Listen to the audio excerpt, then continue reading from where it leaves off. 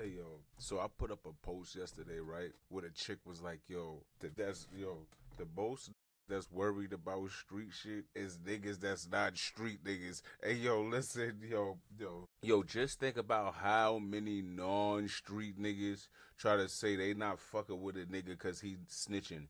It's like, what that got to do with you? Hey yo, nah, that nigga told that nigga a rat. Yeah, but you not in no crimes.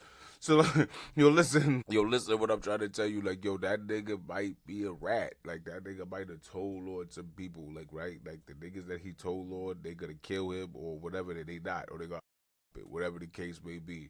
The niggas that's in the streets is either ostracized him or they didn't. One or the other. But you, fucking Uncle Johnny, hey, yo, Uncle Johnny act like he got a problem with the nigga because he told, it was like, yeah, I know why they mad. Like, what exactly is your issue? It's like niggas be wanting to sound street. Like niggas, but yo, like the undertone is niggas hate the streets, right? So like, right? How these niggas look is they're gonna say everything about how street shit is corny, how they above street shit, how they getting tired of street niggas, how like everything is gonna be about what they despise about street culture.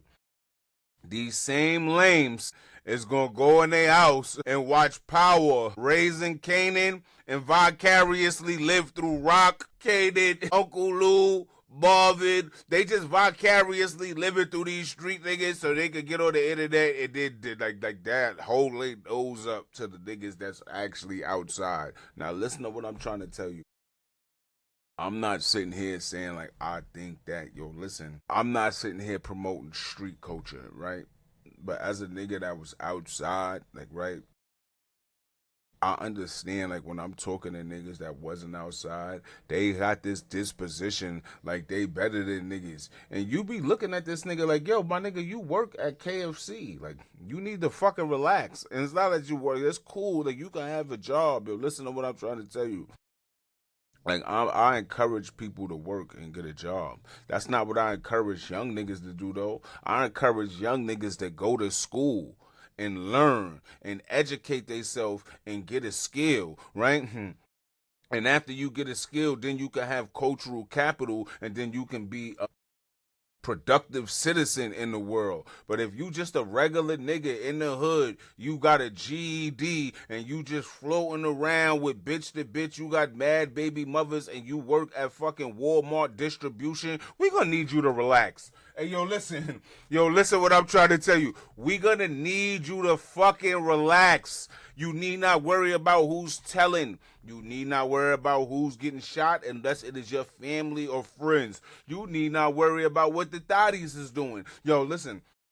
Yo, just think about this, right? Most ratchet chicks are in street culture and they deal with street niggas and they deal with niggas that's in the street shit. They understand that, right? When they get on the internet with their baddie aesthetics and all of that and they talking they shit, right? They're talking to certain people. In comes the fucking lame. Hey yo, in comes the lame to insert themselves to tell ratchets of how they should act and how they should conduct themselves in the neighborhoods that they live in around the people that they are around who really don't care what they doing. You care what they doing because it be like this, right? What I realized about the lame is the lame wants to sexualize the ratchet, right? He wants to sexualize her. He wants to have sex with her, like, right? But she views him as a lame. Listen to what I'm trying to tell you. So when you hear this nice guy narrative, right? It's a narrative like, yo, nice guys finish last, and da, da, da. You have to understand who are the women that are saying like, yo, listen, you're a lame, and I fuck with these type of niggas over here, and these are the type of niggas that I'm fucking with. Those is like ratchet chicks from the hood, like regular 9 to 5 chicks that work. They go with their scrubs on. They went to college. They looking like this. All right, listen. You niggas and you the lames are too worried about the ratchet bitches. You need to be worried about these women over here with they degrees and all of this other stuff that they do because they like this. Yo, listen, we trying to function, but you niggas is worried about hood niggas and ratchet bitches. And yo, everybody's confused, right? Why? Because all black people are not ghetto. All black people are not hood. All black people are not street niggas. All hood niggas are not street niggas. So because black people come in so many different varieties of how they are, right? You can't just look at somebody and say, oh, that's fucking, that's what white people do. White people will throw every stereotype on one person. So like, right, you listen, yo, go watch the episode of Everybody Hates Chris when he talking to the principal. It's like this first season. It's like season 1, the pilot show, or it's the second show when he fought Caruso and all of that stuff happened, and he got his ass whipped in the fight, right? After that, right, the whole school went around saying that he won the fight. And of course, all of that, like, right, the principal was like, he like believed it, but he didn't believe it at the same time. So at the end of it, it was like a whole one-on-one discussion with him and the principal. The principal threw like all these stereotypes at him, and he was looking at him like, what? What are you, crack baby? I know my father. Like, yo, listen, that is like fucking like the overall thought process of what's going on with black people. And it's like, nah, like niggas, everybody's not the same, right? And because everybody is not the same, I think that the lames need to really self-identify. See, I think that is bad because like we put that negative connotation on it as a lame, but like to a street nigga, that's it. Like to a ratchet bitch, you a lame. Like that's it. Like, but that's just over here. Like it's so many segments. Like you got the black churches, you got the black activists, you got the Sigma Phi people, the Greeks, the sororities and the fraternities. Then you got the motherfucking the science community and the math community, the black nerds. Then you got the black comic community. You got the movie buffs. You got so many motherfucking black communities that you can enter. But yet every time I jump on the fucking internet, I see a lame, a fucking dweeb. How I know he a dweeb? He's talking about shit that's standard issue, like as if it should stop. And it's like this, like, right? This is the best way to explain it. Like, as street niggas, we don't even listen to the bourgeoisie bitches. Like, yo, listen, as street niggas, we don't even listen to the black. So when they be like, yo, black men need to be like this and black men need to be like that, the only people that jump on the internet with the narrative like, yo, black women hate black men is the lames. Niggas is like, yeah, they talk about us, but we don't give a fuck. We live over here. We're doing this over here. We're chilling over here. You keep your ass over there, and everything will be copacetic. Yo, that's standard issue. That's regular, right? For some odd reason, every time I jump on the fucking internet, it's a lame in front of the microphone acting like, one, the first thing that they're doing is they're acting like all black women are the same, right? They're putting up the argument about the stuff that ratchets do that they don't like, and then they're presenting it as a fucking overall indictment to all black women, and then you got the black bourgeoisie women, you got the women with the scrubs, the working women, the church black women. They're like, what the fuck is you talking about? Lame? All the while, the lame don't know he a lame. He on the internet red pilling. Yo, listen to what I'm trying to tell you. Listen, lame. I know you like hair, like the red pill shit, and you think somewhere in your mind that applies to you because you're a lame. No, what you've been doing this whole time is this. All the women that's jacking you is over here. All the women that you looking at, that you fucking like keep talking about bad shit about because they keep rejecting you, is the ones that you see. And the problem there is you need to put your fucking hand down, lame. Listen. Yo, listen to what I'm trying to tell you. Yo, do everybody a favor. Remove your hand. Then you will see that it is a vast array of women outside. Like, yo, listen. Now, listen. Do you have highly opinionated black women? Yeah.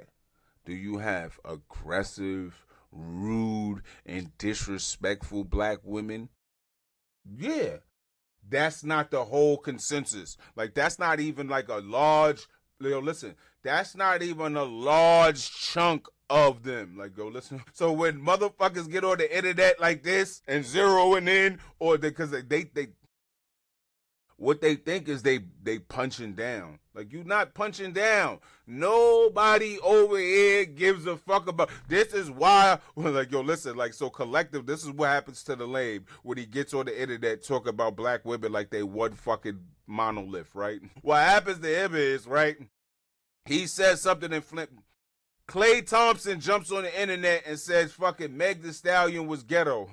What happens to Clay Thompson is he got the ratchet chicks that's ready to fucking jump on, like, what the fuck you mean? Then he got the college chicks that listen to Meg Thee Stallion and they black and they like, oh, whoa, whoa, whoa, what the fuck you mean? Then he got the church black women on there like, what the fuck you mean? So the lame that's commentating on when Clay Thompson, and I have to reiterate that Clay Thompson is a lame. This is what I'm trying to tell you. What makes him a lame is the fact that he tried to get on the internet weeks later and then say that she was ghetto.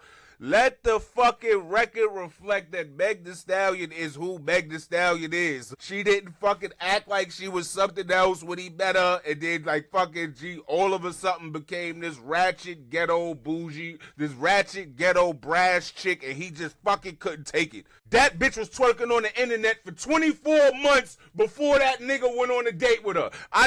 Hey yo, that bitch got a so-called wet ass pussy. What he mean that bitch was too ghetto and loud? What made that nigga think that she was a fucking church lady? Somebody explain that to me, being that all you fucking red pill lames. Soon as he said that, y'all jumped on the fucking internet acting like he was fucking absolved of being a lame. I need to fucking know real quick. Jump in the comments and let me know what part of Megan Thee Stallion's character changed from the time she presented it on the internet and to the public to the time they went on their first date. When did she fool him and put up a whole nother fucking personality and a whole nother identity to make him think like, oh nah, she's not that. Whatever he said she was. I believe, and I'm just a lame on the internet, don't mind fucking me, right? I believe personally that he just wanted some pussy and he's a lame. He didn't know how to just crack and go about his business. He's a fucking lame. He was raised like a lame. And listen, just because I'm saying lame doesn't make it a bad thing, right? It's just that, like, yo, listen. Like, right? Lames play the dating game. Like, niggas don't do that. Like, niggas, like, fuck pussy and go on about their business. That's why the lames are mad at niggas, because it's like, yo, yeah, but what if I wanted to wife her? You need to go find another bitch. Or take it on an IHOP. He got mad because, like, his dad let that nigga know, like, yo, listen, son, I don't know what the fuck I taught you. Now, listen to what I'm trying to tell you. He had no business. Listen to this. Clay Thompson had no fucking business even going on a date with Megan Thee Stallion. I don't want y'all to think that I'm trying to absolve Megan Thee Stallion of her character. What I'm saying is her character was her character before he went on a date with her. She didn't trick him. Let me show you what that looks like. Women often say this, and they are fucking right. When men meet women, you want to hit the pussy. You are not trying to tell her that's what your only thing you want. So because the pussy is that valuable to you, you are willing to take her on a date. Because the pussy is that valuable to you, you are willing to do things that you know you are not supposed to be doing. Like, right? Your money is your money. A bitch will look at you and say, well, your money is our money and my money is my money. And, like, that don't make no sense. I was confused at how women got away with that for as long as they got away with that. And then I had to remember, most niggas is lames. Listen, now, I'm not saying I never been a lame. Listen to what I'm trying to tell you. I need this to be clear and correct. A bitch had me looking silly. And do you get that? Listen, it happens to the best of us. Listen, it happens to all niggas. A bitch will have you looking stupid. You like this.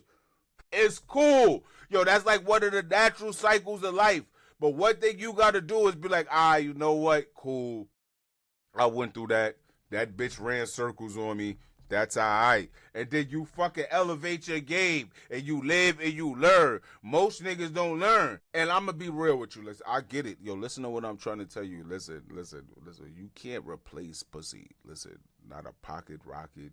not a hand, not a nothing. Listen to what I'm trying to tell you. It is one of the things that God has created, and he's the best for that. Like, listen to what I'm trying to tell you. Yo, listen, when God created women, like, listen to what I'm trying to tell you. Like, he knew what he was doing. Like, you have to understand that women are attractive. Like, do you get that? They have soft, feminine features. They bodies be soft and it feel good, and then they be smelling good, and they hair be done, and then it just be like, oh my God. Listen, I get it. So I understand how you could become, how a chick could put you in the matrix. It's called the matrix for a reason, right? A bitch will have you in the matrix. I get that. Once you come out of there, like, all niggas go to the matrix, and some niggas don't come out. Listen, some niggas never make it out of the matrix. Listen to what I'm trying to tell you. Listen, some niggas never make it out of the matrix.